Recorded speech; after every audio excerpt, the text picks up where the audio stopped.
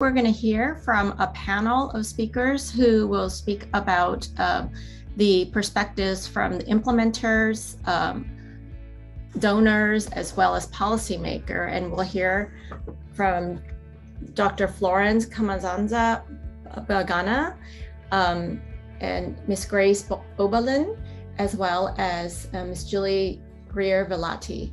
And please welcome Dr. Bagana. Thank you. It's good to be here with you virtually. My name is Florence Bagana. I'm a psychiatrist and public health specialist. I'm the regional advisor, WHO regional advisor for mental health and substance abuse in the Africa region.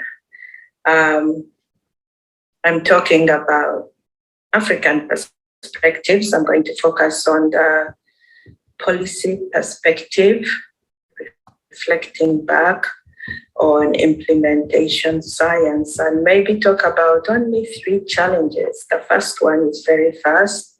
It is funding. Funding is always a big challenge when it comes to replicating, scaling up.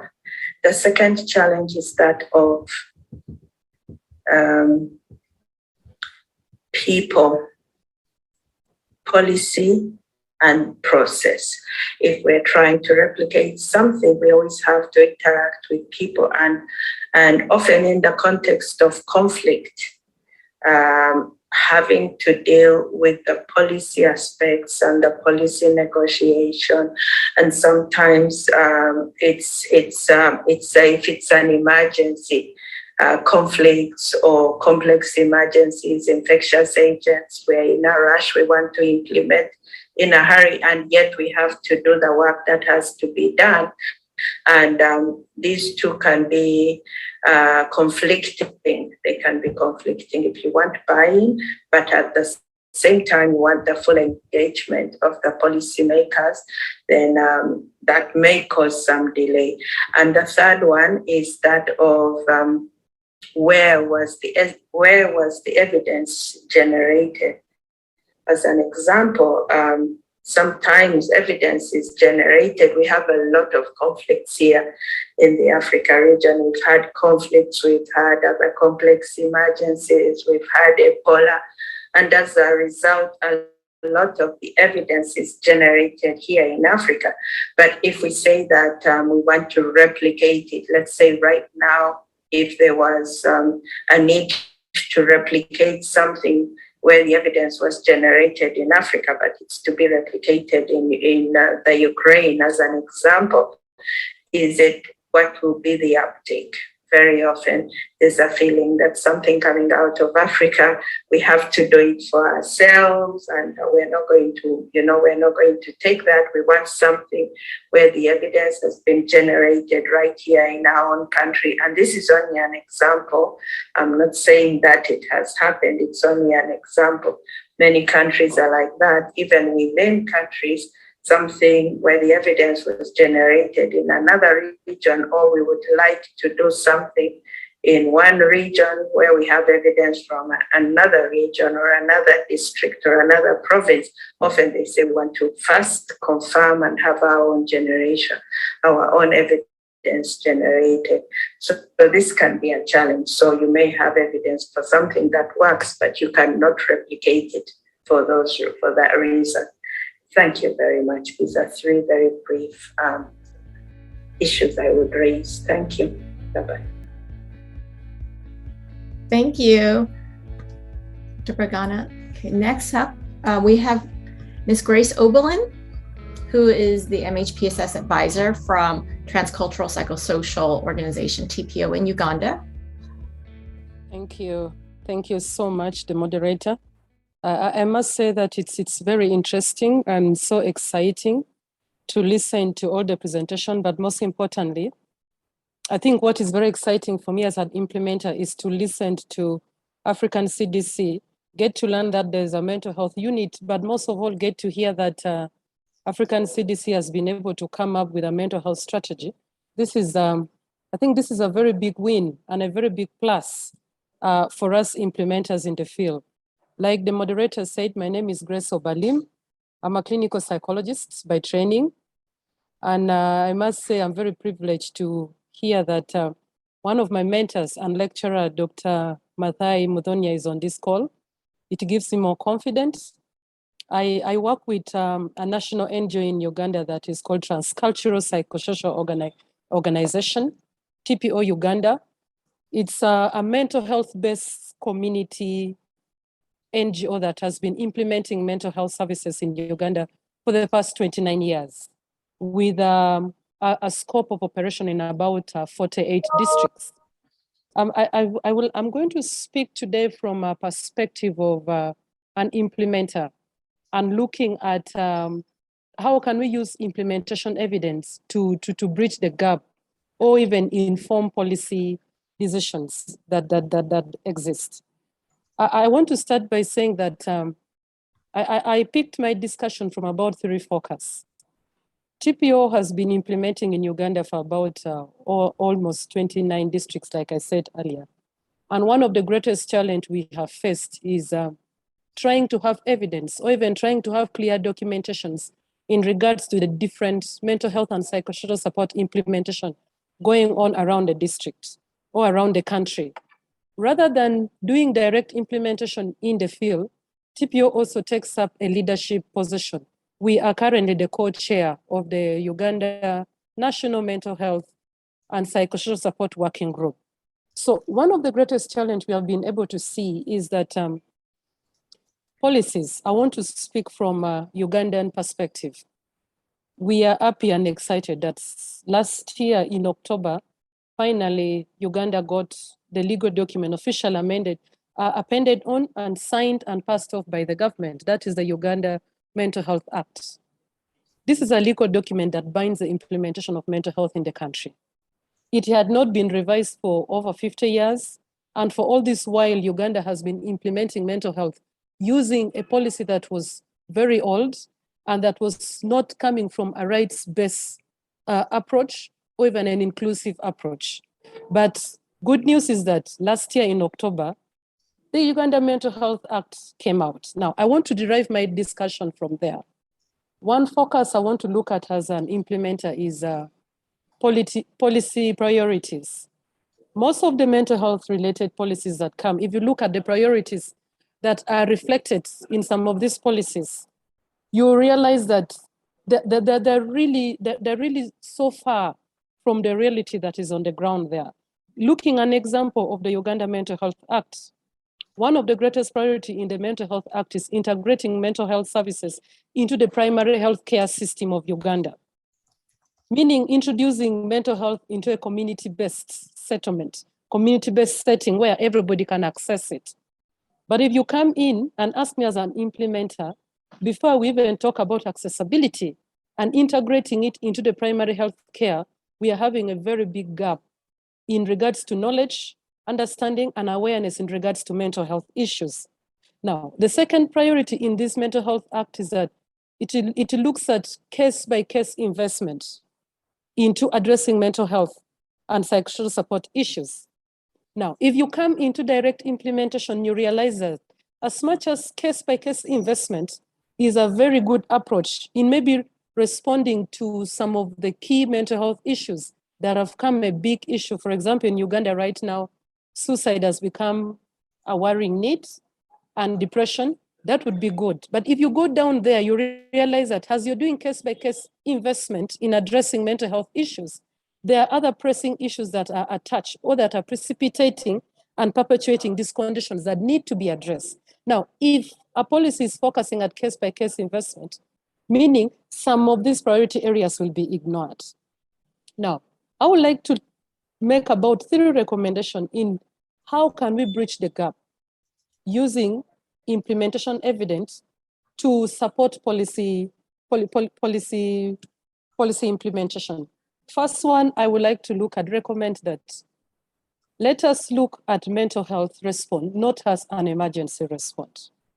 I was very happy when I heard that part of the strategies that is coming from African CDC is looking at a sustainable way of addressing mental health. Most of the mental health response in Uganda is largely around emergency and disaster preparedness. The countries, the districts, or the areas that don't have emergencies or disasters barely even have access or implementation or even service delivery of mental health. So my strongest recommendation as implementer is that, can we look at mental health implementation away from emergency response? Can we come up with a sustainable way where, with or without any emergency or disaster, we are having a comprehensive, consolidated mental health response strategy globally that can fit not only within the member states, but can fit the low-income countries. It can fit up to the local people within the community and are able to access it. My second recommendation is research-based implementation. TP has been implementing for over 29 years in Uganda. One of the challenges I can say very profoundly is that all the funds that we have been getting towards having direct implementation, measuring the impact and having clear documentation has been a very big challenge compared to when we have a research-based implementation. We are conducting a research, trying to validate, check the effectiveness as we implement and provide services to the community. Right now, we have just ended a project that was funded by USAID, and that was on health evaluation and applied research development. We did it in collaboration with Washington University. I must say that this has been one of the best projects. We are implementing to evaluate the effectiveness of one of the psychosocial intervention. Everybody in Uganda is excited. We only did a field level dissemination, but everybody is excited to get the national dissemination so that they're able to adopt this tool, pick this psychosocial intervention and use it, because it was a research-based implementation. So if we can look at directing policies that are focusing and advocating more for a research-based implementation, it will really be very good. Then finally, I would like to look at bridging the gap between implementers and researchers, or the, how should I call them, the educationalists. Mm-hmm. If you look at the gap that exists between those of us who are directly in the field implementing and my colleagues who sit behind the desk and write for us papers, write documents, share tools, develop the different intervention, is so big that by the time I get a tool from WHO and try to contextualize it to fit into the Ugandan implementation, I would have first spent a lot of resources, both human resource and finance, and then two, spent a lot of time. By the time I contextualize it and it fits into the implementation of the local context in the country, so many things would have taken place. So trying so much to focus that we focus the policy at bridging the gap that exists between direct implementers and the policymakers or even researchers will really put us in a very good place of ensuring that we are providing a comprehensive mental health service delivery, but most of all, ensuring that these different stakeholders that play a key role in implementation and service delivery of mental health are working closely together and are having a good connection. In about 2 minutes, I want to share some of the good practice that we have seen come out for us in Uganda and trying to bridge the gap between implementers and policymakers. One of them has been coordination. In 2017, when the government and the different stakeholders were looking at working on the Mental Health Act, there was a lot of difficulties. But when they created close coordination and with support from UNHCR Geneva, Uganda got an attachment of a technical expert on MHPSS to come and support in consolidating MHPSS implementation in the country, but also provide national coordination to set up the national working group. This working group has been able to create a very good platform and network for coordination and collaboration between the implementers and the different stakeholders. And in this, lobbying with the Ugandan parliament became so easy that the Ministry of Health found it very easy to have the act pass. Right now, we are having a very close working relationship with the parliament, to the point that we had to lobby them to form a Uganda Parliamentary Forum on mental health. Less than a month ago, I was with them in Nairobi, Kenya, doing a benchmarking visit to understand the system in Nairobi, Kenya. How has it worked? Now, this has been on coordination. Now, this is something that is working. Uganda, when we speak about mental health, we still have a long way to go. But these are some of the best practices that we have been able to see that it works. And then capacity enhancement, strengthening the capacity of the people that are in direct response and prevention. We don't have so many technical experts that can respond to mental health. And when we talk about mental health, we talk about comprehensive response, right from community, the lowest level, to the highest clinical level of the pyramids. Now, one of the things that we have seen work so well is the capacity enhancement. Being intentional about building the capacity of the non-technical experts to let them understand the basic around mental health, doing mental health awareness and mental health prevention, and using the community-based structures to act into awareness raising and prevention. This has really worked so well, but I would like to end by saying that it's really very exciting. When I was hearing the doctor from Africa CDC speak, I was like, yes, this is the direction we would like to see mental health globally take. And given that we are in the month of mental health awareness, I would like to appreciate and thank the organizers for this meeting. But most of all, I would like to end as an implementer to call upon the policymakers, the donors, and colleagues, the researchers who are out there, that let us try to be intentional when it comes to trying to bridge the gap to see that as we are implementing, we are meeting the interests of the other stakeholders. Thank you very much. Thank you, Grace. That was really wonderful. Great insights. Next, we're going to hear from Julie Guerrier-Velati, who's the Director of the Office of Education, Youth, and Child Development at USAID Uganda. So I'm Julie Guerrier-Velati. I am the Office Director for Education, Youth, and Child Development, as Vicki just explained. And I've been with USAID as a Foreign Service Officer for about 7 years. Before that, I worked for about 10 years with non-governmental organizations and universities, specifically working on mental health and psychosocial support and child protection. So in the course of these different stages of my career, I've worked in Chad, Haiti, the United States, of course, Mexico, El Salvador, Cambodia, and now Uganda. And what's been, I think there are two sort of things that have started to emerge recently.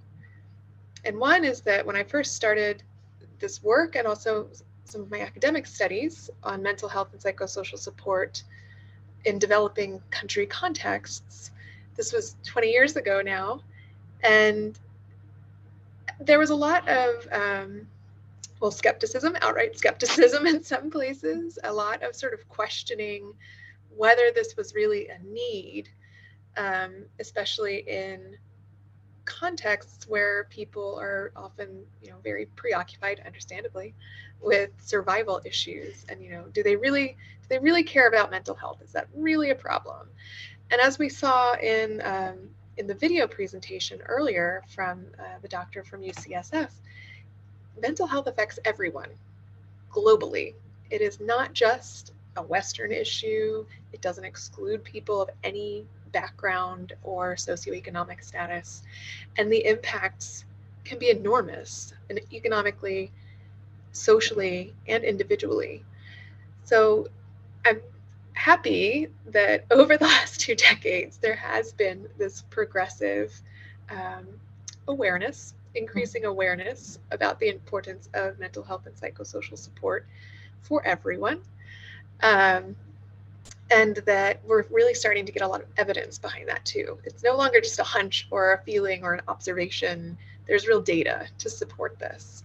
And increasingly, there's data to show that for development practitioners, beyond humanitarian response where mental health is often prioritized, but even in development, longer term work,